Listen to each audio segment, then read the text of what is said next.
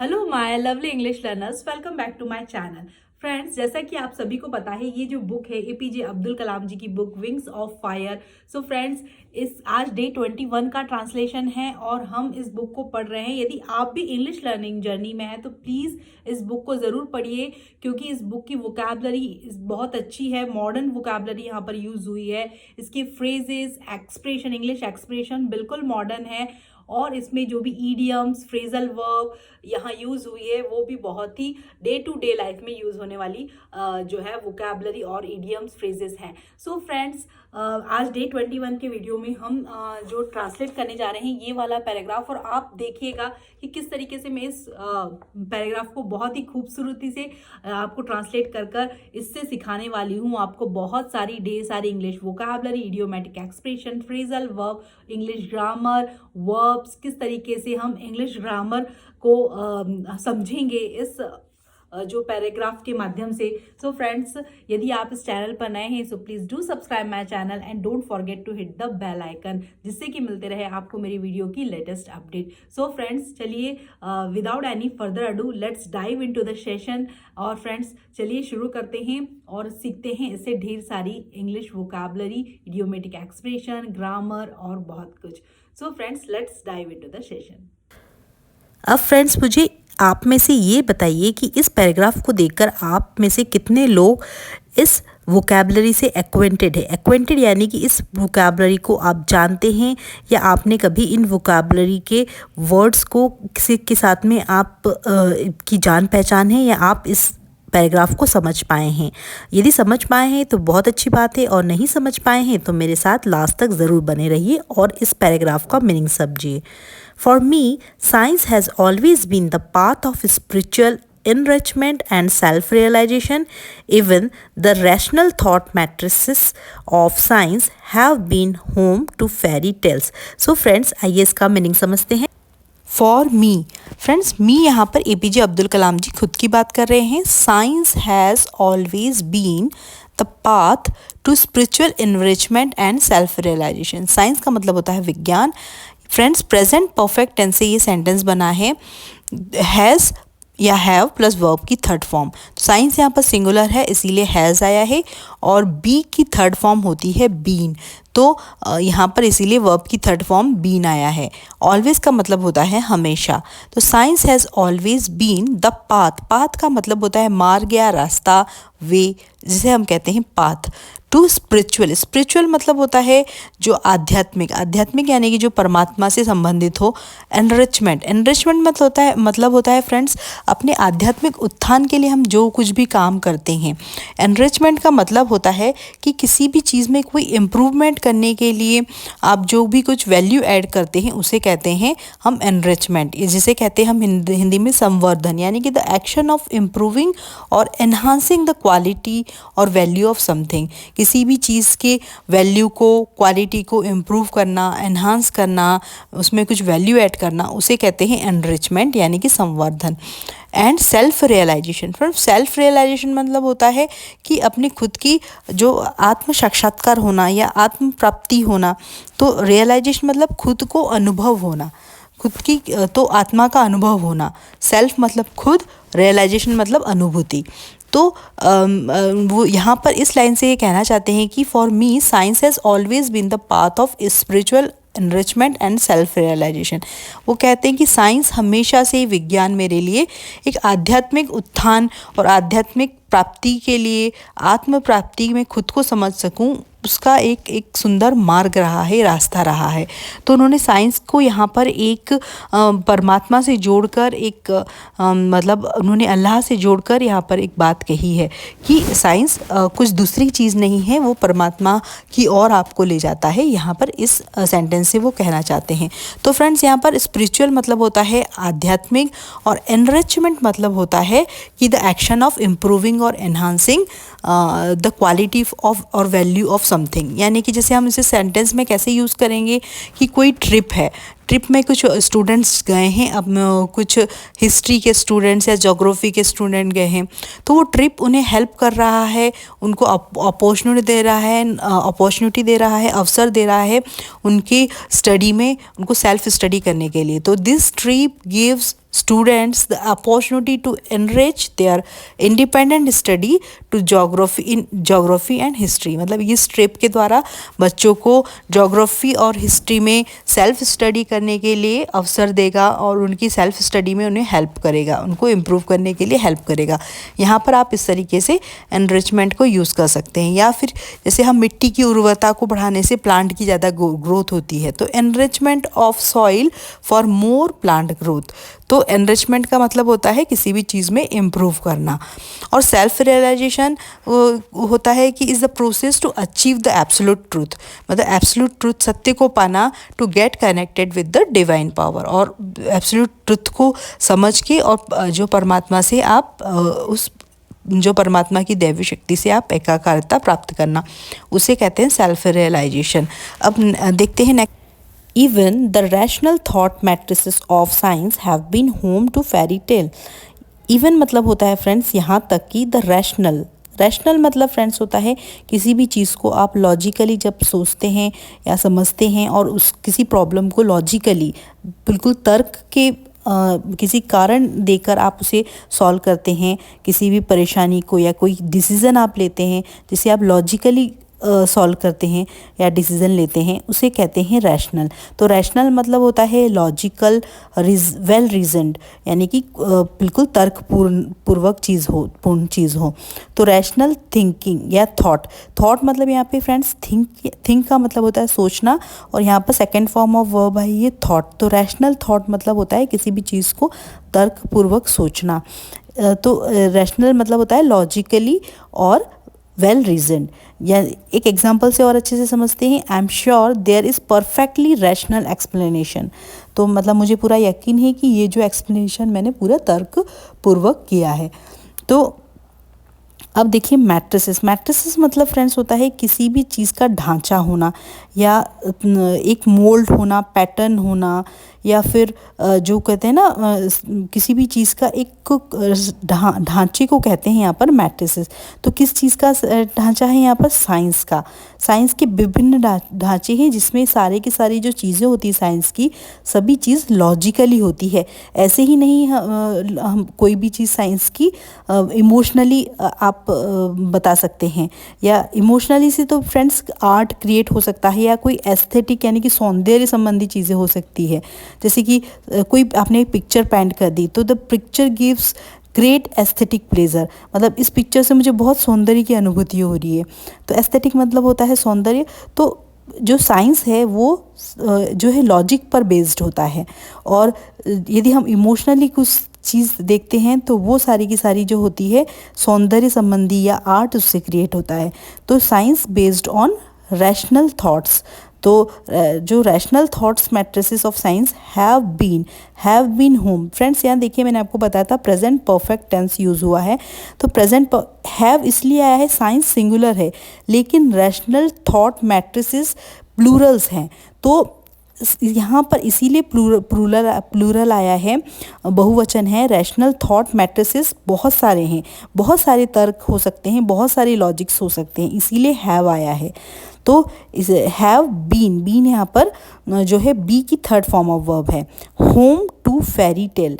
अब जो है होम टू फेरी टेल मतलब है कि फेरी मतलब होता है कि जो अपनी परियां होती हैं ना उसे कहते हैं फेरी, और टेल मतलब होता है कहानियाँ। तो इस जो पैराग्राफ में, इस सेंटेंस में ये कहा कि यहाँ तक कि विज्ञान की तर्कसंगत विचार प्रक्रिया भी परियों की कहानी से प्रभावित हो सकती है। यानी कि परियों की जो फेरी टेल से भी साइंस के लॉजिकल चीज़ें जो है इन्फ्लुएंस हो सकती है। तो even the rational thought process of science can be influenced by fairy tales. तो उनसे प्रभावित होकर भी वो अपने जो लॉजिकल रीजंस दे सकते हैं। तो यहाँ पर एपीजे अब्दुल कलाम जी इस बात को यहाँ पर बताना चाहते हैं। तो फ्रेंड्स देखिए थोड़ा सा ट्रिकी सेंटेंस है, ये ट्रिकी पैराग्राफ है जिसे समझना थोड़ा सा मुश्किल है। यदि आप ध्यान से देखेंगे तो आपको ये सारी की सारी वोकैबुलरी आराम से यूज़ आपको समझ में आ जाएगी। तो यहाँ पर जो इम्पॉर्टेंट वोकैबुलरीज थी मैंने वहाँ पर उन सबको अंडरलाइन कर दिया है, तो आपको इसके मीनिंग पता होने चाहिए। जैसे कि स्पिरिचुअल मतलब होता है परमात्मा या आध्यात्मिक, और एनरिचमेंट मतलब होता है किसी भी चीज़ में इम्प्रूव करना या इम्प्रूवमेंट के लिए या संवर्धन के लिए। तो इनरिचमेंट मतलब होता है सेल्फ रियलाइजेशन, मतलब होता है कि आत्म अनुभव करना। रियलाइजेशन मतलब अनुभूति। रैशनल मतलब होता है लॉजिकल, है ना। थॉट मतलब होता है किसी, सॉरी, थिंक का सेकंड फॉर्म ऑफ है यहाँ पर। थिंक मतलब होता है सोचना। मैट्रिक्स मतलब होता है, ये देखिए मैट्रिसेस जो है मैट्रिक्स का प्लूरल है, और जिसका मतलब होता है कोई पैटर्न या कोई मोल्ड, कोई सांचा। तो ये जो साइंस का जो मोल्ड है, पैटर्न है, सांचा है, वो रैशनल थॉट के ऊपर डिपेंड करता है। इसका बेस होता है रैशनल थॉट साइंस का। इसीलिए यहाँ पर मैट्रिसेस प्लूरल है, इसीलिए यहाँ पर हैव आया है। तो पूरा पैराग्राफ होगा, मेरे लिए विज्ञान हमेशा आध्यात्मिक संवर्धन और आत्म प्राप्ति का मार्ग रहा है, यहाँ तक कि विज्ञान की तर्कसंगत विचार मात्राएं भी परियों की कहानी का घर रही है। तो चलिए नेक्स्ट पैराग्राफ देखते हैं। I am an avid reader of books on cosmology and enjoy reading about celestial bodies. So friends, यहाँ पर देखिए आप, यहाँ पर APJ अब्दुल कलाम जी खुद की बात करें। एन अविड रीडर, फ्रेंड्स अविड एक एडजेक्टिव है जिसका मीनिंग होता है कि कीन और enthusiastic, eager, having, showing a keen interest और एंथुजियाज्म फॉर समथिंग, यानी किसी चीज़ में बहुत ज़्यादा उत्सुक होना, उत्साह होकर किसी काम को करना। तो एविड फ्रेंड्स एक एडजेक्टिव है। एडजेक्टिव मतलब होता है डिस्क्राइबिंग वर्ड्स जो किसी नाउन या प्रोनाउन की विशेषता बताते हैं उसे और अच्छे से। जैसे मैंने कहा कि बॉय, तो बॉय से आपको सिर्फ पता चलता है लड़का है। यदि मैं बोलूँगी स्मार्ट बॉय, तो आपको पता चलेगा कि उस लड़के की क्या विशेषता है, वो लड़का बहुत स्मार्ट है। तो एडजेक्टिव जो होते हैं वो डिस्क्राइबिंग वर्ड होते हैं जो कि नाउन को और अच्छे से डिस्क्राइब करते हैं। और जैसे मैंने कहा फ्लावर, तो फ्लावर से आपको समझ में आया कि इसे फूल है। यदि मैं कहूँगी ब्यूटीफुल फ्लावर या कहूँगी पिंक फ्लावर, तो आपको पता चलेगा कि अच्छा फ्लावर पिंक कलर का है या बहुत ही खूबसूरत है। या जैसे मैं कहूँगी गर्ल, तो girl tall girl, short girl, beautiful girl, है ना। तो इस तरीके से जो एडजेक्टिव होते हैं वो विशेषता बताते हैं नाउन या प्रोनाउन की। तो यहाँ पर भी क्या बताया है, आई एम अविड रीडर। अविड रीडर मतलब मैं बहुत ही शौकीन पाठक था। किस चीज़ का के शौकीन थे, रीडर थे वो। रीडर मतलब पाठक होता है, पढ़ने वाला। Of book on cosmology. Friends cosmology मतलब होता है ब्रह्मांड विज्ञान। मतलब ब्रह्मांड विज्ञान मतलब हमारे जो ब्रह्मांड के बारे में जो भी साइंस है उस टाइप की बुक को पढ़ना हमारे APJ अब्दुल कलाम जी बहुत पसंद करते थे और बहुत शौकीन थे उसको पढ़ने के लिए। और and enjoy reading about celestial body. Celestial body friends होता है जो हमारे ग्रह है ना, हमारे पिंड आसपास जितने भी हैं, यानी कि मून, अर्थ, जो मार्स, जुपिटर, नेपच्यून, सैटर्न, ये जितने भी हमारे ग्रह हैं, शनि, बुध, गुरु, मंगल, तो ये सारे के सारे इन ग्रहों को हम कहते हैं सेलेस्टियल बॉडीज़। तो इसके बारे में वो रीडिंग करने को बहुत पसंद करते थे इस टाइप की बुक को पढ़ना। तो अविड मतलब होता है कि हैविंग और showing a great interest about something. तो many friends while asking me question related to space flights sometimes slip into astrology. So friends many friends मतलब बहुत जो उनके फ्रेंड्स थे। वाइल मतलब जबकि, आस्किंग मी क्वेश्चंस, आस्किंग मतलब पूछना, पूछते क्वेश्चन मतलब प्रश्न पूछते रिलेटेड टू स्पेस फ्लाइट। तो वो जो पता है कि हमारे APJ अब्दुल कलाम जी साइंटिस्ट थे, तो उनसे वो उनके बहुत सारे फ्रेंड्स स्पेस के बारे में अपने और फ्लाइट्स के बारे में बात करते करते sometimes slip into astrology. Friends देखिए स्लिप इनटू एस्ट्रोलॉजी, बहुत स्लिप इनटू यहाँ पर एक फ्रेजल वर्ब है जिसका मीनिंग होता है कि जिसके मल्टीपल मीनिंग होते हैं। तो एक मीनिंग तो इसका होता है कि to put on clothing quickly, मतलब जल्दी से एकदम कपड़े पहनना। और दूसरा मीनिंग होता है to gradually start to be in a different condition या अनदर कंडीशन। तो धीरे धीरे किसी एक बात पर बात करते करते दूसरे बात की ओर मतलब मुड़ जाना। तो यहाँ पर इसका जो सेकंड मीनिंग निकलेगा कि to gradually start to be with a different condition.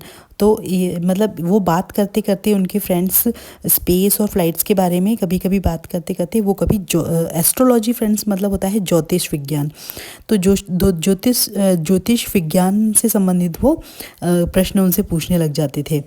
तो यहाँ पर देखिए स्लिप इनटू बहुत ही खूबसूरत फ्रेजल वर्ब है।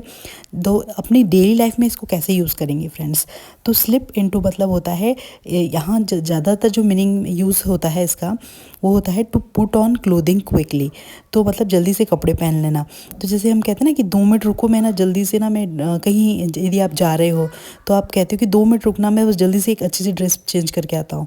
तो if you could wait for 2 minutes I am just going to slip into a nicer dress, मतलब बस सिर्फ 2 मिनट रुक जाओ, बस मैं अभी जल्दी से ड्रेस चेंज करके आता हूँ एक अच्छी सी। तो स्लिप इनटू का एक मीनिंग होता है कि to put on clothing quickly, और दूसरा मीनिंग जो यहाँ अपने इस पैराग्राफ में निकल रहा है वो है to gradually start to be in a different condition. तो उनके जो फ्रेंड्स थे वो बात करते करते स्पेस और फ्लाइट्स की बात करते करते हम कभी कभी वो क्या करते थे, एस्ट्रोलॉजी यानी कि ज्योतिष विज्ञान की ओर मुड़ जाते थे और उनसे रिलेटेड वो क्वेश्चन पूछने लग जाते थे APJ अब्दुल कलाम जी से। वो इस पैराग्राफ में बताया है APJ अब्दुल कलाम जी ने। Quite honesty, I have never really understood the reason behind the great importance attested by people to the far away planets in our solar system. Friends, quite honesty. Friends, ये जो first word आपको दिख रहा है ना vocabulary जो है quite, quite और क्विट, इन तीनों के बीच में बहुत कन्फ्यूज़न रहता है। तो आप मेरी इस वाली वीडियो में जिसमें मैंने आपको तीनों में डिफरेंस सिखाया है, क्वाइट, क्विट और क्वाइट के बीच में इसका कैसे प्रोनाउंसिएशन में डिफरेंस है और उसका क्या क्या डिफरेंट मीनिंग है। तो यहाँ पर क्वाइट है, क्वाइट नहीं है, क्वाइट है। क्वाइट का मतलब होता है कंप्लीटली, फुल्ली, एंटायरली, मतलब पूरी तरीके से। क्वाइट मतलब होता है कि शांत रहना, चुप रहना। जैसे कहते हैं ना अपने टीचर्स कहते हैं कीप क्वाइट, मतलब चुप हो जाओ, चुप शांत रहो। तो क्वाइट का मतलब होता है शांत रहना, यहाँ क्वाइट है। क्वाइट मतलब होता है फुल्ली, एंटायरली और पूरी तरीके से।